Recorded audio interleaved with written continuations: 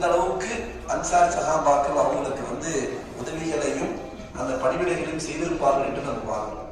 அப்படி சொல்லலாம் சொன்னாங்க, இல்லை இல்லை, நீங்கள் அவர்களுக்காக துவா செய்யுங்கள், அவர்களோடு சேர்ந்து நீங்களும் உங்களுடைய பணியை செய்யுங்கள், அல்லாஹ் தஆலா உங்களுக்கும் அவங்களுக்கும் கூலி கொடுப்பான் என்று சொன்னாங்க. அந்த அளவுக்கு பெருமானார் ஸல்லல்லாஹு அலைஹி வஸல்லம் அவர்களுடைய காலத்துல ரொம்ப கஷ்டத்துக்கு பிறகுதான் இன்னைக்கு இந்த மதீனாவினுடைய இந்த ஹோட்டல்ல நம்ம உட்கார்ந்துருக்கிறோம். ஒரு எங்க நம்ம ரூம்ல ஏசி இருக்குது, சாப்பிட்ற இடத்துல ஏசி இருக்குது, இவ்வளவு பிரம்மாண்டமாக இந்த ஹோட்டல் கட்டமைக்கப்பட்டிருக்கிறது, பார்க்கிற இடங்கள்லாம் ஸ்டார் ஹோட்டல் இருக்குது, பள்ளிவாசலுக்கு போறோம், இவ்வளவு பிரம்மாண்டமான பள்ளிவாசல், இந்த தூரத்திலிருந்து அந்த தூரம் வரை, இங்கிருந்து அங்கு வரை என்று ஒரு பிரம்மாண்டமான பள்ளிவாசலை பார்க்கிறோம்.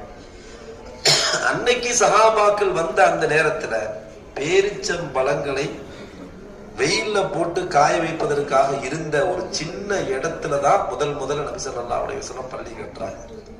சாதாரணமாக இந்த ஈச்சம்பழத்தினுடைய அந்த ஓலைகளை, ஈச்சம்பழத்தினுடைய அந்த இலைகளை, ஈச்சம்பழத்தினுடைய அந்த கிளைகளை வச்சு ஒரு பள்ளிவாசல் கட்டப்படுகிறது. ஹதீசுகள்ல வருது, பள்ளிவாசல்ல சில நேரங்கள்ல இந்த கால்நடைகள்லாம் உள்ள முடியாம இருக்கும், ஏதாவது பிராணிகள்லாம் உள்ள அசுத்தம் பண்ணிட்டு போயிருமா. ஒரு கதவு கிடையாது, ஒரு பூட்ட முடியாது, ஒரு டோர் கிடையாது.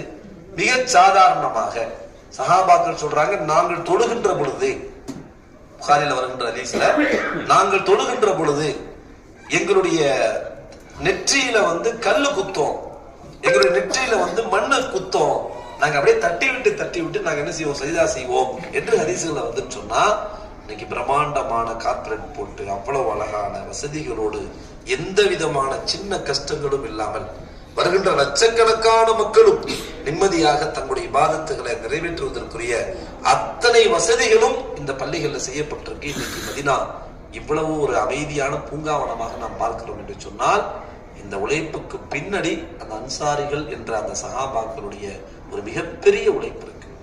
ஒரு கட்டத்துல அந்த சஹாபாக்கள் ஒரே ஒரு விஷயத்துல வருத்தப்பட்டாங்க. ஒரு சின்ன பங்கு வைக்கிற விஷயத்துல ஒரு வருத்தம் வருது. யாருக்கு? அன்சாரி சஹாபாக்கள்.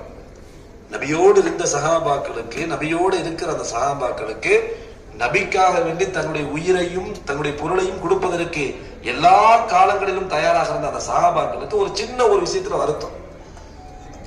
அந்த வருத்தத்துல நபி ஸல்லல்லாஹு அலைஹி வஸல்லம் கூப்பிட்டு கேட்கிறாங்க, நான் அந்த கனிமத் பொருளை பங்கு வச்சேன், உங்களுக்கு கொஞ்சம் கம்மியா கொடுத்துட்டேன், இன்னொருத்தவங்களுக்கு அதிகமா கொடுத்தேன், அவங்களுக்கு கொடுக்க வேண்டிய தேவை இருந்துச்சு அதனால அதிகமா கொடுத்தேன், உங்களுக்கு அந்த தேவை இல்லை அதனால குறைவாக கொடுத்தேன், அதனால என் மேல வருத்தப்பட்டீங்களா என்று நபி ஸல்லல்லாஹு அலைஹி வஸல்லம் கேட்டுட்டு, அன்சார்